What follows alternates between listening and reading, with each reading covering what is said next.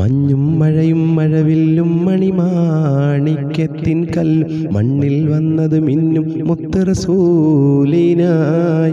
പൊന്നും പവിഴം പൊന്നം വിളിയും പാടും പുള്ളിക്കുയിലും പാരിൽ വന്നത് പത്തരമാറ്റ ഹബീബിനാ.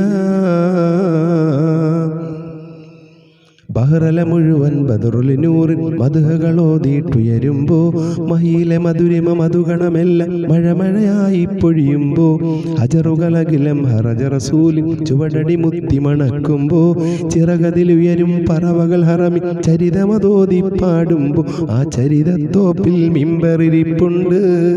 ആ മിമ്പറിനുള്ളിൽ പൊട്ടിയ കൽബുണ്ട്. ആ പൊട്ടിയ കൽബകമെത്തിയ മുത്തൊളി മുത്തിയ തടിയുണ്ട്.